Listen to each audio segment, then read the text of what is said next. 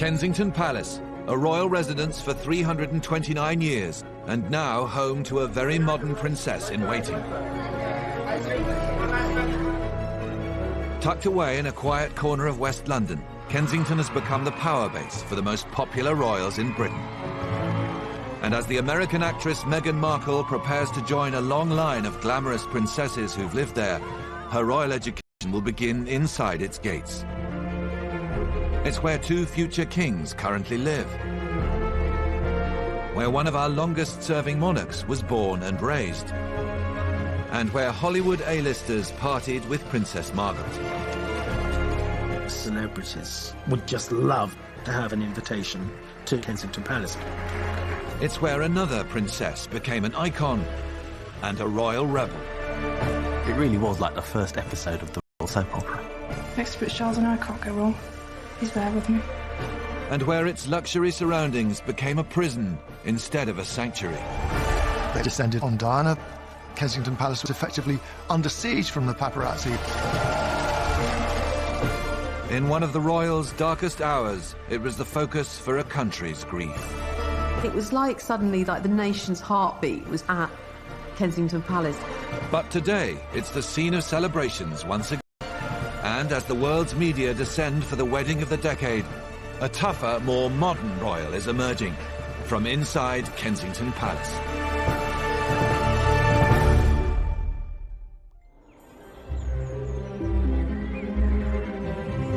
Hidden away in London's Kensington Gardens is the royal family's most exclusive and private building. Almost 100 years older than nearby Buckingham Palace, it's been a home for monarchs and their families since the 17th century. It's one of these almost anonymous royal palaces. It doesn't kind of scream out at you. It's rather like a very rambling country house. 400,000 visitors each year are allowed to walk through its staterooms. But the public areas are only a tiny fraction of the entire estate. What we never see is what makes Kensington Palace unique. Beyond the security cameras and high fences is the heavily guarded residential area, home to a whole array of princes and princesses. Kensington Palace is a complex of lots of different royal residences all glued together. It's a block of flats for the royal family, really. It's 12 royals. It consists of some surprisingly small cottages and the main building, where the grandest apartments are found. The apartments are pretty well separated, so if you walk out and you're careless, you won't bump into another member of the royal family. Apartment 10 has been home to the Queen's cousin, Prince Michael of Kent, for nearly 40 years. In 2016, three-bedroom Ivy Cottage was given a fresh lick of paint for its newest resident, eighth in line to the throne, Princess Eugenie. And across the square known as Clock Court are the two largest homes at Kensington Palace. Apartment 1 belongs to another of the Queen's cousins, the Duke of Gloucester. And the most senior royals in residence, the Duke and Duchess of Cambridge and their two children, are next door in apartment 1A. Like many of the royals who lived here before them, William and Kate were keen to make their mark on the palace. They spent £4.5 million renovating the property, making it fit for a prince and princess.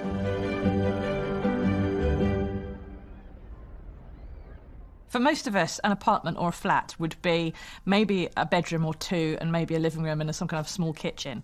In Kensington Palace, Kate and Will's apartment is 4 stories. There are thousands of pounds worth of rugs. There's a certain level of posh. This is not a normal couple's flat. This is a place that's got 18 sofas in the living room, and it's got bomb-proof windows on the side that faces Kensington Gardens. Finally, one of the smallest and most unassuming properties in the palace, Nottingham Cottage. Since 2012, it's been occupied by William's brother, Prince Harry. Prince Harry lives in Nottingham Cottage, which is a little sort of 2 up, 2 down, bijou little place, which is perfect for a young, single, swinging man about town.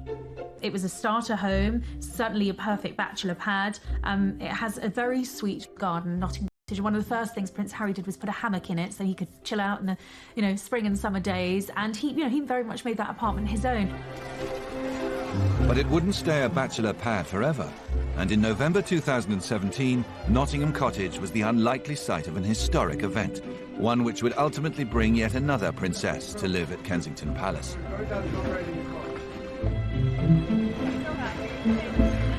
It happened a few weeks ago here at our cottage. Just a standard, typical night for us. It's a cosy night. Well, Harry's proposal to Meghan, by his own account, was charmingly romantic. Harry did it in the kitchen, at home, while they were cooking a roast chicken. Just an amazing surprise. It was so sweet, and The fact that I fell in love with Meghan so incredibly quickly was a sort of confirmation to me that everything, all the stars were aligned, everything was just perfect. It was the beautiful woman just sort of literally tripped and fell into my life. I fell into her life. Compared to the rest of the royal estate, Harry's small cottage will be a humble start for a princess. We know from Harry being very open about wanting children that a family is on the agenda. And there's a lot of rumour that the Duke and Duchess of Gloucester's apartment, which is apartment 1 at Kensington Palace, will become available. And of course it's perfectly positioned right next to William and Kate's. They really will be even closer than they are now. Already, Meghan's arrival has brought Hollywood glamour to the centuries-old palace. But not for the first time. In the 1960s, it was also home to one of the world's most stylish women. It was indeed a glittering occasion, and Londoners were there in great strength to see the arrival of the Princess Margaret. Princess Margaret was bigger than Diana in her day. Whatever she wore was copied. There were perfumes named after her and lipsticks. Whatever she did made the front pages. Princess Margaret also made headlines with her choice of husband, trendy up-and-coming society photographer Anthony Armstrong-Jones. Everybody was extraordinarily surprised. Here she is, marrying a photographer. He'd been to Eton and all that, but he was not the expected match. After their wedding, the Queen gave this glamorous couple the keys to a grand London property in the royal estate, ushering in the beginnings of a new era for apartment 1A and the whole of Kensington Palace. But the party wouldn't last forever. Soon scandal would bring shame and disgrace to the gates of Kensington. And a royal couple would change the image of the palace for decades. I'm amazed that she's been brave enough to take me on. And I suppose in love. Of course. Whatever in love means.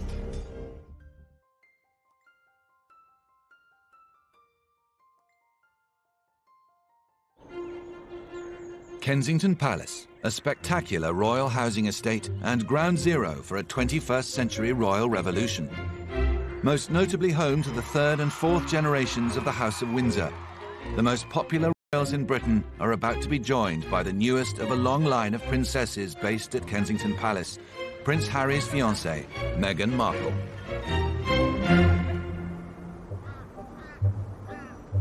In the 1960s, Princess Margaret and her photographer husband, Anthony Armstrong-Jones, had been given the keys to the 20-bedroom apartment 1A. Unfortunately for Margaret and Tony, the palace back then resembled an old people's home. Rattling around neglected apartments were ancient descendants of Queen Victoria. There was a sort of running royal gag. Kensington Palace was known as the aunt heap.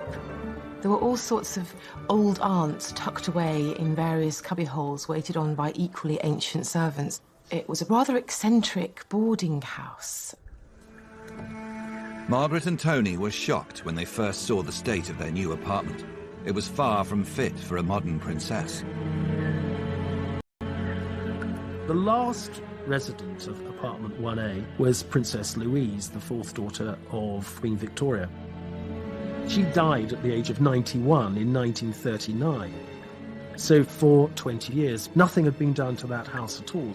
There were gaping holes in the floor. I mean, it was in such a mess. In the early 1960s, money was tight.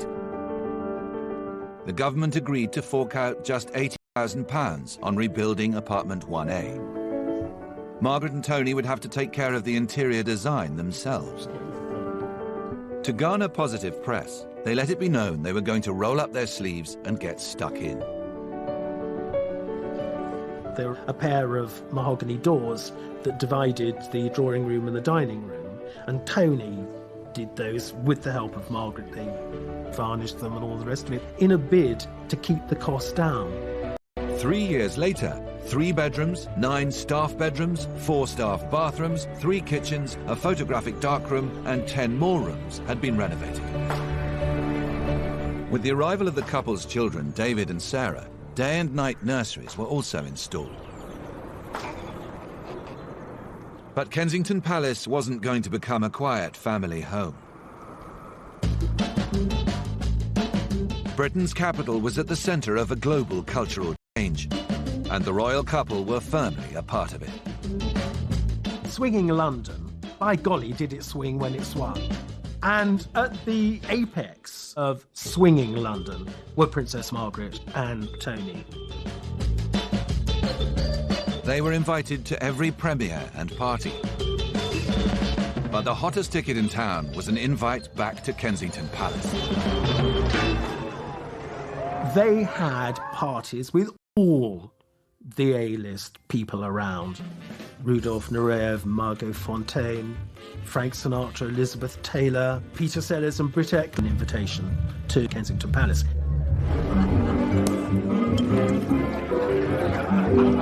It was the first time that the arts and the establishment really met and mingled. The Princess loved them. She was a very good pianist. They were great fun. Margaret and her husband may have transformed Kensington Palace and made it into a celebrity hotspot. But behind the glamorous veneer, their home life had become a struggle for both.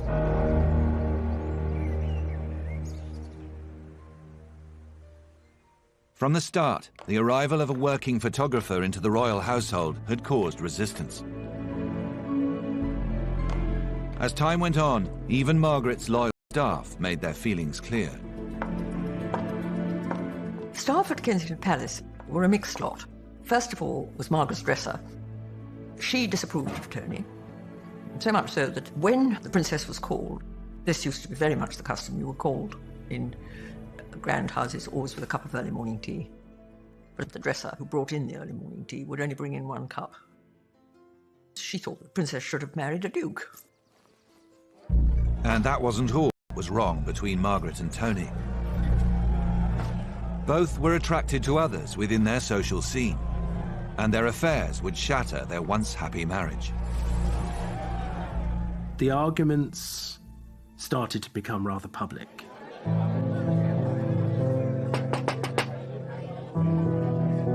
There was one occasion when she wanted to leave, he didn't. He hid under a table.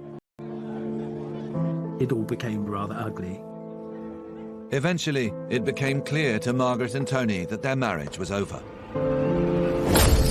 On the 24th of May, 1978, they did something that no royal couple had done for 400 years. They divorced. Margaret, now a single mother of 2, retreated inside, and Kensington Palace fell silent.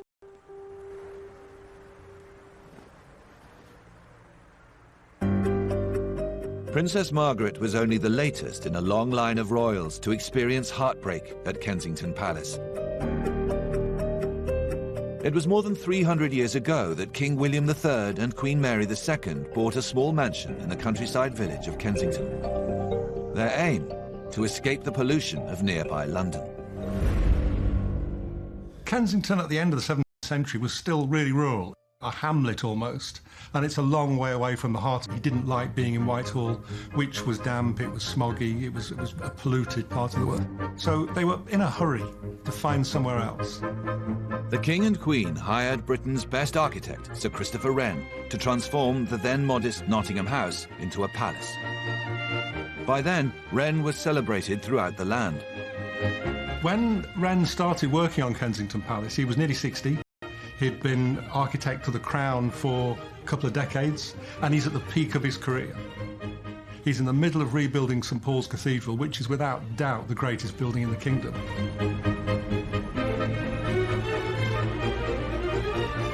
He's the arbiter of taste in 17th century England. With William's health suffering in London, the King and Queen wanted the palace completed as soon as possible. Wren was pushed very hard to make Kensington habitable within 6 months. That might not seem too much today. Think that St Paul's Cathedral took 35 years, and Wren is being asked to remodel a palace at Kensington in months. To house the King, Queen and their 600 staff, he extended the original building by adding 4 pavilions and 2 large wings, eventually creating 3 new courtyards. This immediately changed not only the sort of function of it by making it bigger, but also it looked architecturally like something more impressive and elaborate, and therefore became a home befitting a king. Wren's additions to the building transformed it forever. After a fire there in 1690, he adds on what they called then the new gallery building, or they call it the King's Gallery. So he created a new south front, which is the best thing about Kensington Palace. The plain red brick, the sash windows, the porcelain vases along the top are a perfect example of that English Baroque, which is an austere intellectual style. In 1692, the work was completed. But just 2 years later, tragedy struck the very first residence. Queen Mary had caught smallpox. To keep staff safe from the deadly virus, King William sent them away and tended Mary himself. This was quite extraordinary, the fact that the reigning king would risk his life by attending his wife during such an illness, and the fact that he was prepared to put her above everything. 9 days after falling sick, Queen Mary died. 8 years later, her dutiful king would also be dead, succumbing to pneumonia caught at the palace. 3 centuries as a home for other kings, queens, princes and princesses. And their legacy is also visible in the gardens that surround the palace today. They were both king gardeners. They both loved horticulture. They wanted to create gardens like the ones that they'd had at home in Hetlow in Holland. They wanted it to be a garden that would rival William's cousin, Louis XIV at Versailles. Kensington Palace gardens still hold many little-known secrets. And it's not just royalty who have enjoyed a stroll along its paths. J.M. Barrie, who wrote Peter Pan, had a long love affair with Kensington Gardens. On the north side of the palace are 2 stones, said by Barrie in his world-famous series of Peter Pan books to be gravestones. He said that these were children who'd been locked into the park at night and then died of cold, and that it was actually Peter who decided to bury them together so that they wouldn't be lonely anymore. That was the story J.M. Barrie told, but actually they're boundary markers. Peter Pan was written just 3 years after the death of one of Kensington's most famous residents, Queen Victoria. When Victoria was born in May 1819, the palace was a far cry from the grand, impressive home it once was. In fact, it was falling apart. The palace had really fallen into disrepair because Victoria's various wicked, drunken uncles had practically bankrupted the monarchy. When her mother asked her what she wanted for her birthday, she asked to have the windows cleaned. But young Victoria's greatest problem wasn't dirty windows. It was the plan hatched by her controlling mother, Princess Victoria of Saxe-Coburg-Saalfeld, also known as the Duchess of Kent. It was all about control and keeping her own position and securing her own future by making sure that her daughter, the heir to the throne, was entirely dependent on her. The palace gave its name to a strict set of rules the Duchess imposed on Victoria. It became known as the Kensington system, and it was ruthlessly enforced by the Duchess and her most senior staff. You've got ambitious Duchess of Kent, who wanted to be the power behind the throne of the young Queen Victoria when she succeeded her uncle William IV. The Kensington system meant that in the public eye, the Duchess and her daughter were to be absolutely inseparable. Victoria wasn't allowed to walk downstairs on her own. She wasn't allowed to sleep alone. The Duchess designed the system to make she could continue to control her. But her plan ended in disaster. It drove a wedge between mother and daughter. And more than 100 years later, another princess would face her own battle for control at Kensington Palace. There was no sign of the Princess of Wales this morning. She appears to be keeping a low profile. Life for Diana inside Kensington Palace was very much that of an open prison.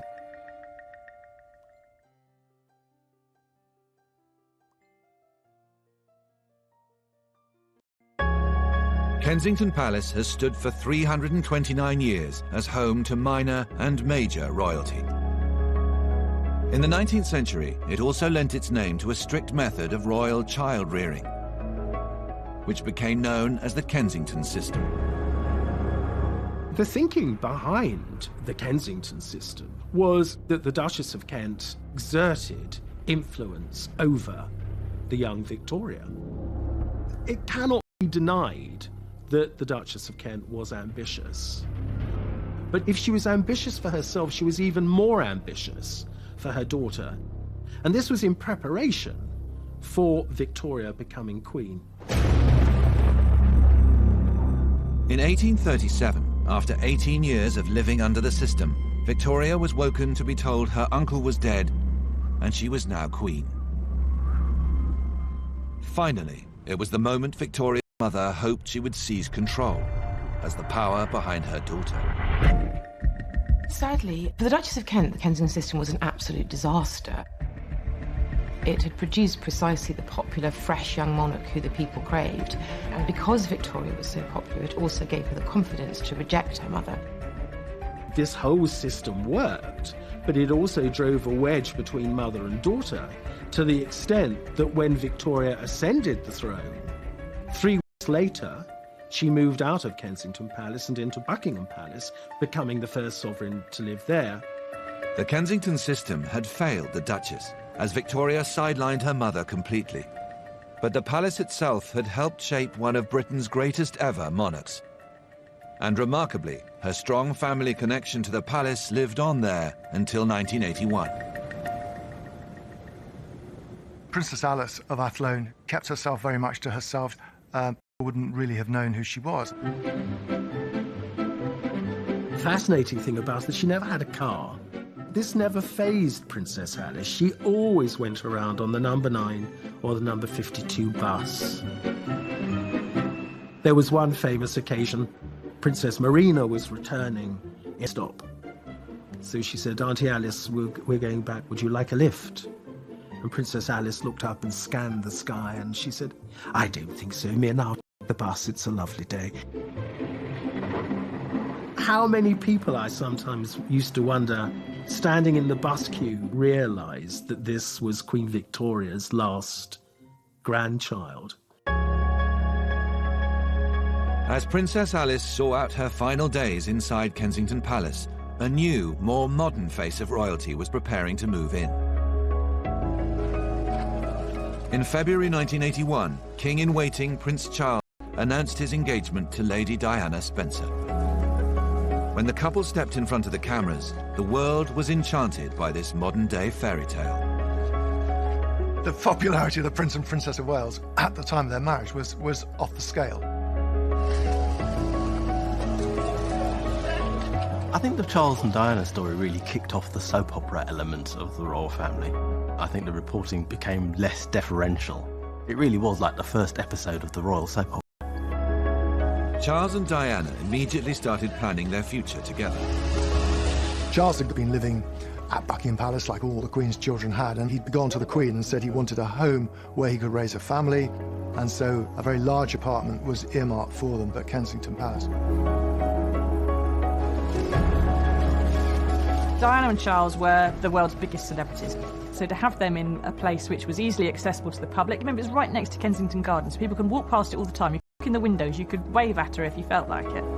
Lady Diana's father this morning said he thought she'd make a very good housewife. Someone's got to say that. We've yet to see.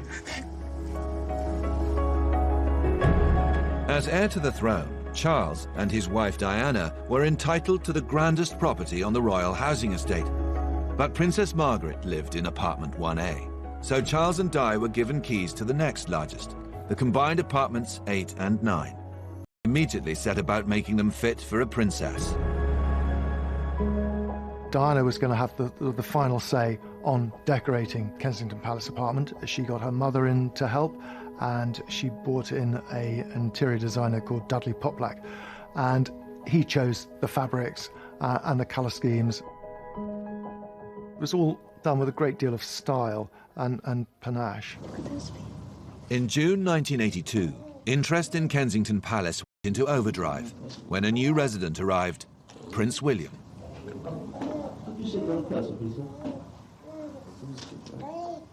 It was a joyful moment, but just 4 weeks after William's birth, peaceful family life. The bomb went off, 2 soldiers killed along with 7 horses. The effect was devastating.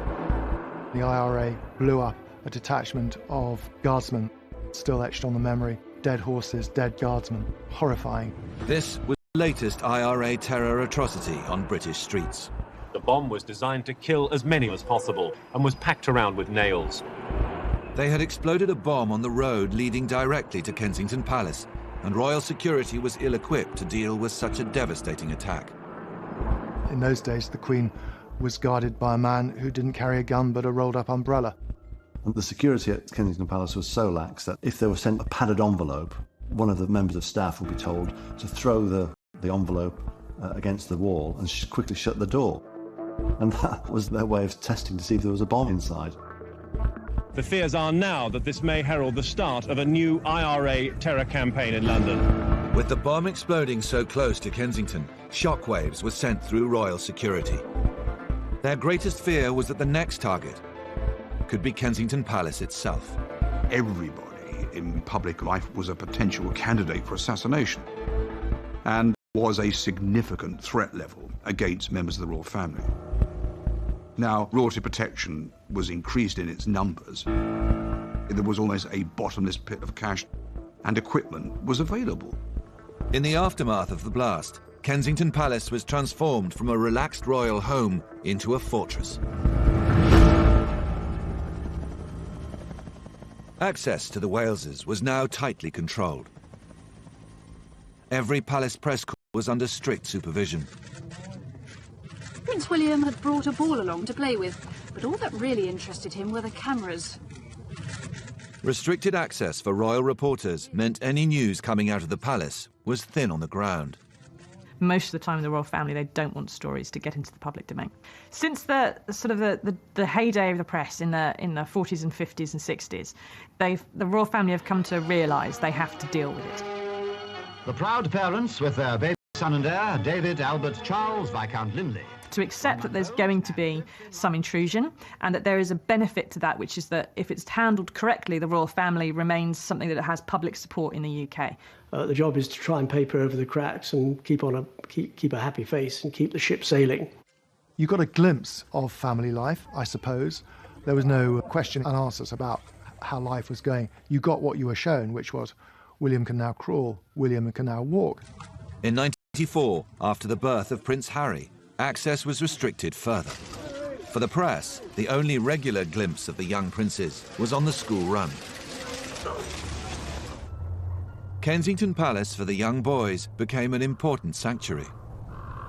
William and Harry loved their times at Kensington Palace. You'd often see a little rifle come round the corner, followed by Prince Harry wearing the latest para uniform that he'd been given. And they used to like hosepipe fights when they were washing the cars. They'd go watch the helicopters, and there was always an unwilling detective cajoled into a fight. My room was very close to the nursery, and there was this sort of continual movement of young children, bored with their nanny. And I remember Harry knocking on my door one day and saying, "Ken, I'm bored." So I gave him a radio, and said, look, go and see the chauffeur. Thank you.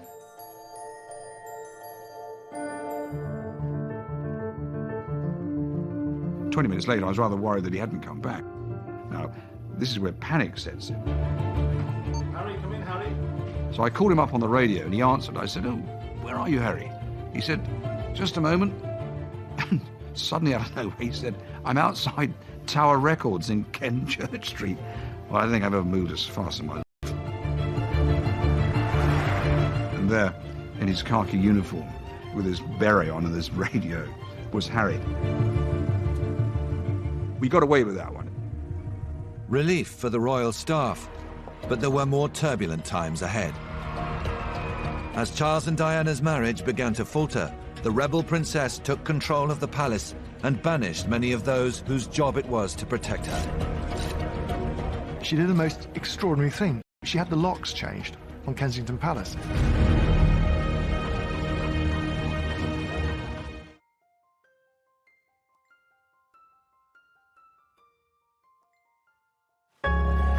Kensington Palace, soon to be home to a new princess, Prince Harry's American fiancée, Meghan Markle.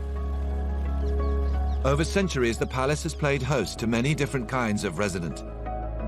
In the 1940s, the military moved in.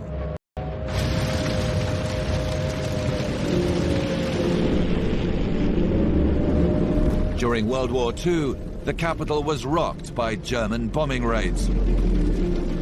Kensington Palace was shut down. Its royals evacuated to the countryside, and it was converted into a heavy artillery base. There were anti-aircraft guns at the palace, there were the barracks behind, and there was a detachment of Royal Air Force. So it was quite a heavily garrisoned area. It was nearly wiped out. An incendiary bomb ignited, setting the palace on fire. It was the first of many hits the palace took, and by the end of the war, large parts lay in ruins.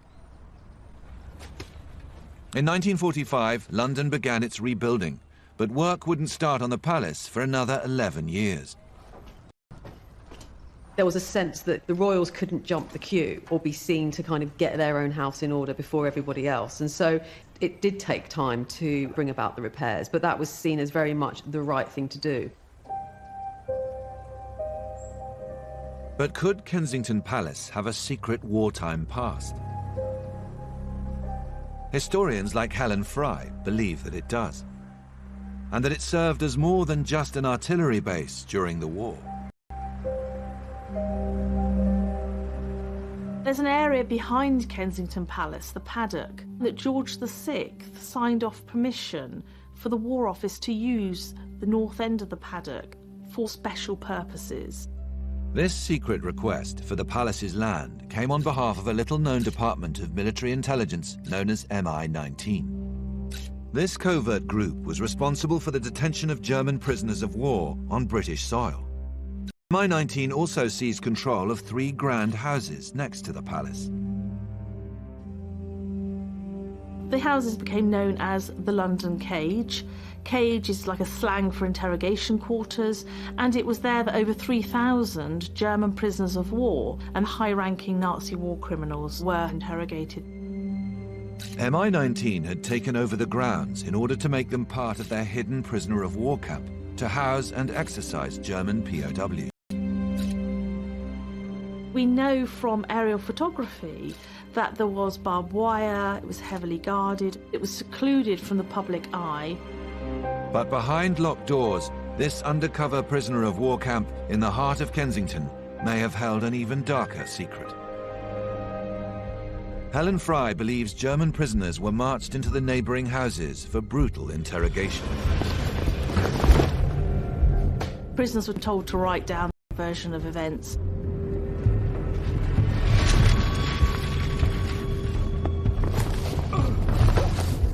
If a prisoner was really uncooperative, he'd be taken down into the basement hooded.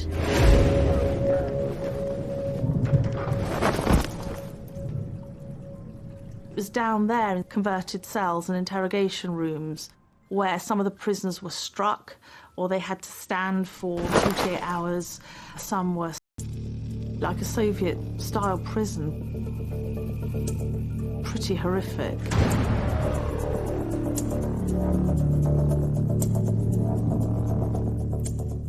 The walls of Kensington Palace have concealed many secrets, and the role played there by MI19 is just one of them.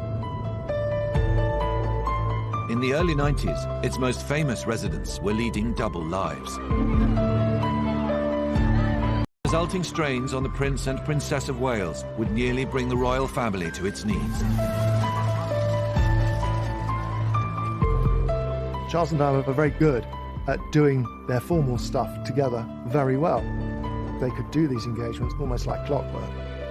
But the truth was that just 4 years after their wedding, Charles and Diana's marriage had self-destructed, and privately they were living apart. If Charles and Diana went out on an engagement, Diana would go back to Kensington Palace and Charles would go back to Highgrove. He didn't spend any time under the same roof with her, probably after about 18 months after Harry was born. With Charles at his Gloucestershire home, Highgrove, and the princes at boarding school, Diana was isolated at Kensington Palace. Unhappy and frustrated, she decided to get her story out in the open. The messenger would be a young journalist named Andrew Morton. The motivation was to tell the truth. For once, forget the propaganda, tell the truth about what's really going on, because we do face a crisis in the House of Windsor. It's obvious to everyone. Life for Diana inside Kensington Palace was very much that of an open prison. She felt that she was living a lie, that her marriage was a lie, and that she wanted to tell her story. She did so entirely without the knowledge of the royal press machine. I would prepare questions for Diana, and they would be taken along to Kensington Palace by a friend of hers, and so would not arouse any suspicion. And he would sit there in her sitting room. She would put on her a microphone, and he would just go through the list of questions. She denied categorically to me that she'd given Andrew Morton any help whatsoever. She denied it to her brother-in-law, who was the Queen's private secretary. She denied it to everybody. And we believed her. You don't turn around to a sort of member of the royal family and say you're lying. On the 16th of June 1992, Andrew Morton's book, Diana, Her True Story, was released. It was an unprecedented scoop in which Diana revealed her eating disorders, multiple suicide attempts, and the breakdown of her marriage. There was no sign of the Princess of Wales this morning. She appears to be... What he was saying was copper-bottomed, as we say in the trade. It really was from the horse's mouth. I'd driven to London, Charing Cross, to pick up the first edition and read it. She phoned me around about 5 o'clock in the morning on the Sunday morning. She said, "What do I do?" I said, "Well, you've already done it. Go and pour yourself a stiff scotch and drink it." Diana's revelations from Kensington were the first attack in what became known as the War of the Waleses. The paparazzi descended on Diana. They wanted to know what she was doing at all times of day and night. Kensington Palace was effectively under siege from the paparazzi. It was the start of a sort of roller coaster of her saying, him saying, her saying. There wasn't a lot you could do about it. They were a bit like unguided missiles. Charles used Highgrove to launch his attacks, whilst Diana's missives were issued from London. During this turbulent time, the Waleses formally separated, and the princess took control of their former marital home. She did the most extraordinary thing. She had the locks changed on Kensington Palace. All Charles' staff have keys, and she didn't want them poking around, and she didn't want them, bluntly, in her home. Afraid her every movement was being reported back to Charles, the princess made a bold decision. She sacked her police protection. Diana increasingly found her police protection oppressive. Rightly or wrongly, she felt that they reported on her, that because they were with her 24 hours a day, they were in a position to tell Charles what she was up to. All the policemen were linked to Prince Charles. So the whereabouts of the princess in London, whom she met, who she saw, who she entertained, everything was sent back to Prince Charles, and the princess had enough of it. She said, "I'm sorry, I do not want him to know where I'm going. This is my life, not his." But as Diana quickly discovered, maintaining her privacy would be impossible. outside of the gates at Kensington Palace. She was being besieged by not only the paparazzi, but by members of the public. But she wanted to try and put her feet into this world of normality. Princess Diana was at her gym again. The photographers weren't happy. Very funny, Mum! Diana was in a difficult situation because she'd been playing with the press. And then she decided she didn't want to, and she experienced what a lot of celebrities have done, which is to realise that you can't have one and not the other. You play the game or you don't play the game. In June 1994, Diana was at Kensington Palace preparing to leave for a public engagement. There, she watched a TV interview in which Charles admitted to the nation that sensational interview ever. She said to me, he's telling the world our marriage was a sham. That's what he's telling them. She said, I can't go out there. I can't face the press. She said, I've got nothing to wear. I said, you're going to face them. I said, I'll find you something to wear. So I went into her wardrobe and pulled out the Christina Strombolian dress. I said, this is what you're going to wear, and you're going to knock them dead. I said, go out there, hold your head high, shoulders back, put out your hand and say to yourself, I'm Diana, I'm here to stay.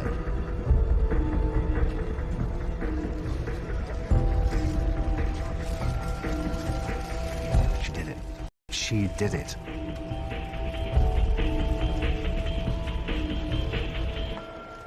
She went out there and she lifted her head high. Good girl. November 1995, a year after Charles's tell-all interview, a van arrived at Kensington Palace. Inside were two men claiming to be hi-fi salesmen. Princess Diana was expecting them. The next morning, I arrive and I noticed the furniture's been moved. I noticed these things. Why is that settee like that? Why is that table there? I thought, this is very strange. And the whole country stopped. They all took a deep breath and they sat in front of their TVs and watched Panorama. From Diana's drawing room at Kensington, the War of the Waleses had gone nuclear. 23 million people watched Diana blow the lid off life at Kensington Palace, blaming Charles's affair with Camilla for the downfall of their marriage and admitting her own infidelities. It did exactly what she wanted to do. There were three of us in this marriage, and the thing, it was brilliant. It was a fantastic bit of PR. And it was PR she had masterminded by herself. They did the interview in secret. No one knew about it. No one. Not her private secretary, none of her staff, nobody. She was totally alone inside the palace with the crew. It's quite hard to think of anything comparable to the Panorama interview. Henry VIII getting rid of most of his wives would have counted had there been a popular press in his day. It certainly destroyed the image of the royal family. Yes, you can read something and the book goes down on a table, it goes into the bookshelves and you forget about it and you read another book. But the visual impact of a broadcast is second to none. The fallout from the interview was huge. A month after Diana's TV appearance, the princess received a letter from the Queen. This was an instruction. This was the Queen being the Queen.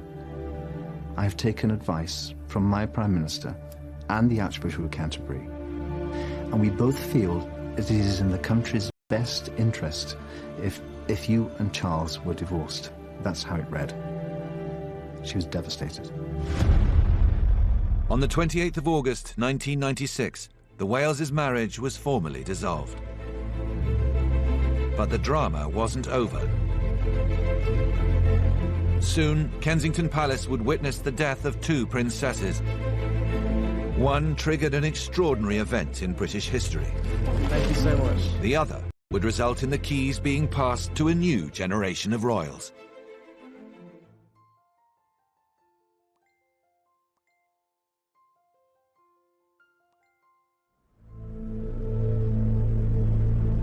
On the 31st of August, 1997, Princess Diana was killed in a car crash in Paris. Kensington Palace, her home for the previous 16 years, became a focus for the nation's grief. Royal tribute started arriving about 5 o'clock in the morning. Now, I lived up at Kensington Palace, and when I went home that night, I walked into Kensington Gardens to have a look, and there was a buzz of people. And there were night candles burning all over the place, and there was already a carpet of flowers. Every hour, the floral tributes grew. Soon, they were 1.5 meters deep, covering the palace gates. And by the end of the week, there was a lake of flowers. People might go home for a bit, and then they were coming back again. I mean, I saw the same people. What had started here with a few bouquets laid at the palace gates has transformed itself into the world's most powerful visual display, expressing grief. I remember sitting inside Kensington Palace, and the smell of lilies and flowers coming into the apartment, it was overwhelming. I thought, my goodness, that was all she ever wanted in her life, was to be told, you're loved. And today the crowds were still flooding in. Critics sort of described it as this kind of mass hysteria. This is the centre of London, and people are just stopping and sobbing. It was a very un-English expression of public grief. And today, it has carried over into other celebrity tragedies. Before Diana's funeral, the decision was made to take her body back to Kensington Palace. I felt as if I could take care of her once more, for the last time. I put one hand on the coffin, and I felt as if her presence was in that room. So I had an address book to read. A. Attenborough. I said, do you remember that day when he flew you in a helicopter? Adams, Brian Adams, remember him? Oh, well, do you remember what he said to you that night? Well, I can't repeat that, but... It was a journey through the princess's life, right down to X, Y, and Z. It was a final goodbye. On the morning of the funeral, Princes William and Harry were taken to see the flower memorials and to meet well-wishers.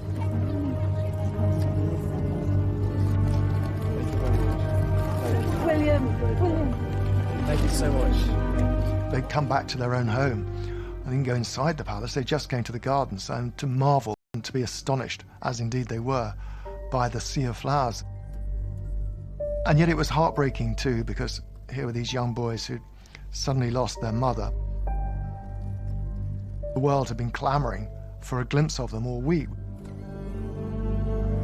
There's a saying in royal circles, you don't wear private grief on a public sleeve. And by goodness they showed that. They were probably hurting inside, but they talked to people, they smiled at people, they thanked them for remembering their mother. Whether it met their desire to know that the public was sharing their grief, or whether it was an appalling intrusion into their grief, perhaps only they can say. After the funeral, Princes William and Harry left their beloved childhood home with all of its memories to live with their father at Highgrove. It would be another 14 years before they would be back living at Kensington Palace. Diana's apartment was stripped. Every single possession, every coat hanger, every light bulb, every light fitting, the carpets, the underfelt, everything. It became a more sadder building for it. In the aftermath, Charles proposed radical plans to transform Kensington Palace. Charles's view was that Kensington Palace should be emptied of all the royal relatives, and it should become a permanent home for the royal collection of arts, antiques and other treasures. If so, that would explain why her relatives were allowed to stay. Nearly 5 years later, on the 9th of February 2002, Kensington suffered yet another loss. Princess Margaret, who had first brought the palace into the modern era, died at the age of 71. In the enclosed area of Clock Court all the windows had candles, and members of the household staff also stood outside with candles as the princess's coffin left Clock Court. Margaret's apartment 1A became another empty home at Kensington, and would remain so for more than a decade.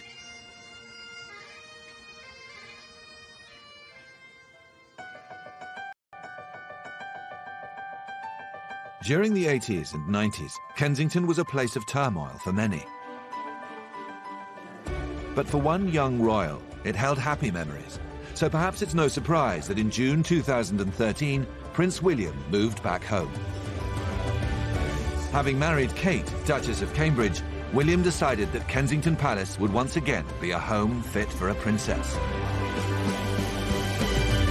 William always knew that he wanted his married life, his family life, to be based at Kensington Palace, which is hardly surprising when you think about it. I think it's a really rather lovely tribute that Diana's sons have wanted to start their married lives there, continue their family lives there, make it their court. Today, Kensington Palace is once again a power base for the royal family. And as the nation awaits a fairy tale wedding and the crowning of a hugely popular American princess, this beautiful woman just sort of literally tripped and fell into my life. I fell into her life. all eyes will be on this historic home.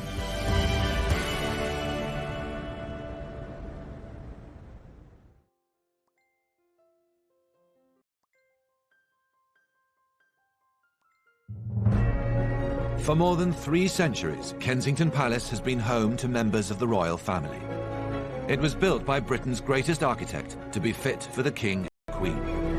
And for the first 100 years of its life, it was the favoured residence for the monarch of the day. But when Victoria was crowned and left for Buckingham Palace, it would be more than 100 years before a senior royal lived there again.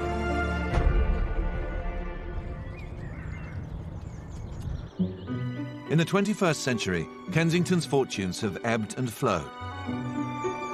And now this exclusive building is once again at the heart of the generations in William and George, who are going to one day be the core of the royal family and carry the monarchy on. And that's a huge step up for Kensington Palace to be that important. The reinvention of the palace began with a multi-million-pound refurbishment and continued with a memorial exhibition. Even 20 years after Princess Diana's death, there is still a huge interest in the princess. Of course it was. She was the most famous person in the world. In May 2017, a set of Diana's most famous dresses were put on public display near the Memorial Garden. Hundreds of thousands of visitors have queued to see them. Everywhere you turned, there was a memory of Diana. That was the dress that she danced with Travolta in. You know, that was her wedding dress. For me, it was really a great pleasure to dress Diana. One of my favourite dresses that I made for the princess has to be the little blue dress. It was a silk georgette dress with tiny bugle beads. It was very low on the décolletage and it was very high on the knee length. She loved trying on new clothes and she got really excited, which in turn excited me too. And of course, you know, there was always the sort of the big reveal when she would actually appear in front of public wearing your dress. What an impact she's making, as usual. Far from simply being a museum to their mother, the brothers have ensured that Kensington Palace is firmly positioned on a global stage. It's here that William and Harry have welcomed some of the world's most powerful people, including, in 2016, the Obamas.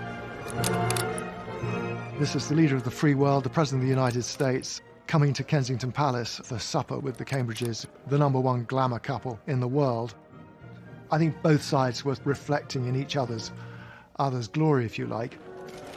It was a good photo call for America, and it was a very good photo call for Great Britain.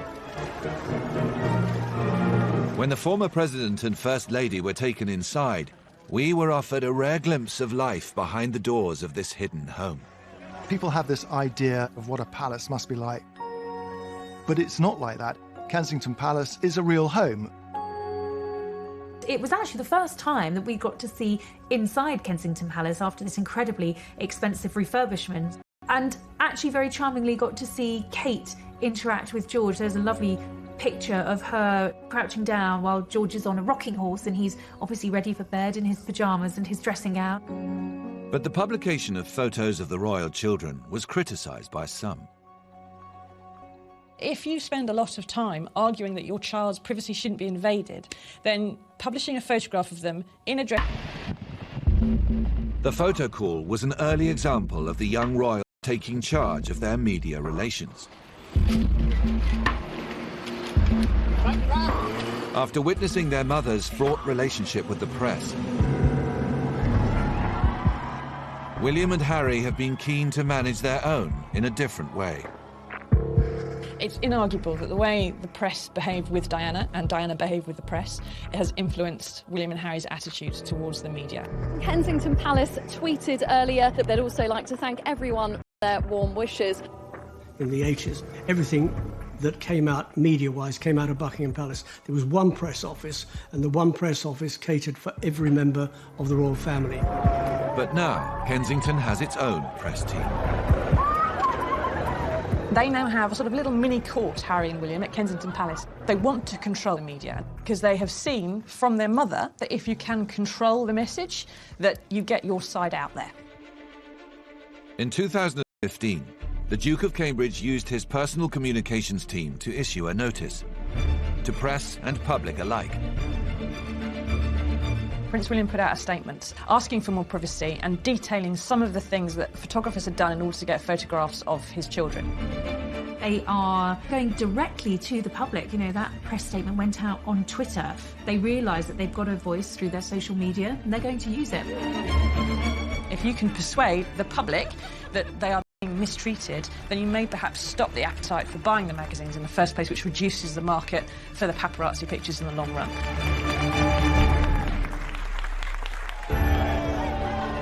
With Harry's American fiancée, Meghan Markle, about to join the newest royal court, media interest in Kensington Palace and the royals is higher than at any time since Diana. Prince Harry marrying Meghan Markle, it's a massive step for the monarchy because she breaks the mould in many ways. She's an actress, she's a philanthropist, she's an American, she's a divorcee. But I think it goes so much deeper than that. Meghan, from everything we've seen about her, is a feminist. She's a very modern woman. She's got great ambitions, I think, to do a lot of very good work. The causes that have been very important to me, I can focus even more energy on because very early out of the gate, I think you realize once you have access or a voice that people need to listen to, with that comes a lot of responsibility. I know the fact that she'll be really unbelievably good at the job part of it is obviously a huge relief to me because she'll be able to deal with everything else that comes with it. But the royal couple's tolerance for the spotlight has been tested since the beginning. The machine rolled into action again in an attempt to bring the press and, unusually, social media into line. Prince Harry put a statement out saying that he was very happy about the reporting of his relationship with the American actress Meghan Markle, saying that he felt some of it was racist. When Harry put out his statement about Meghan, it worked to change the public mood because it was so angry. Had it gone through the Buckingham Palace press office, and the Queen probably wouldn't have been allowed to go out because it went through his own office in Kensington Palace, he was able to express his opinion. I think both of us were totally surprised by the reaction after the first 5-6 months when we had to ourselves. While the nation waits for the wedding of the decade, for now, a truce holds between the British press and the royals of Kensington Palace. Harry and Meghan will start life as a married couple at Kensington Palace, and I think it's going to be a very, very exciting place to watch. You've got two gloriously glamorous royal couples, two beautiful royal children, more on the way. Everything's gone full circle, and William and Harry have both returned to a place which they loved very much. Their childhood memories are built at Kensington Palace, and now they're giving those memories, well, certainly William is giving those memories to his own children. I think you're going to see a very close bond between these four royals. They've been dubbed the Fab Four, and it's a very exciting time. More than 3 centuries after its construction, this grand royal building is now firmly back at the forefront of royal life. With a new generation residence and its importance and influence set to become even bigger, Britain's most popular royals have come together to ensure that Kensington Palace is once again fit for a princess.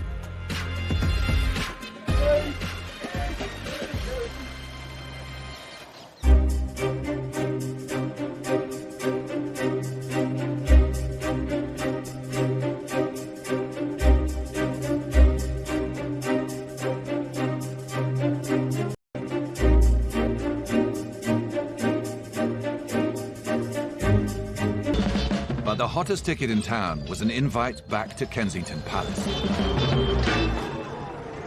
They had parties with all the A-list people around. Rudolph Nureyev, Margot Fontaine, Frank Sinatra, Elizabeth Taylor, Peter Sellers and Britt Eck. An invitation to Kensington Palace.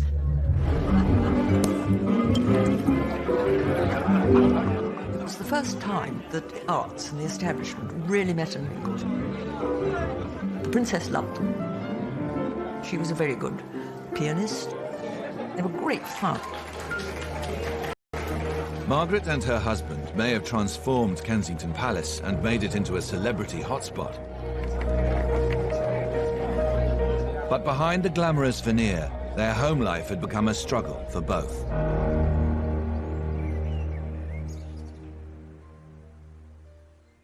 From the start, the arrival of a working photographer into the royal household had caused resistance.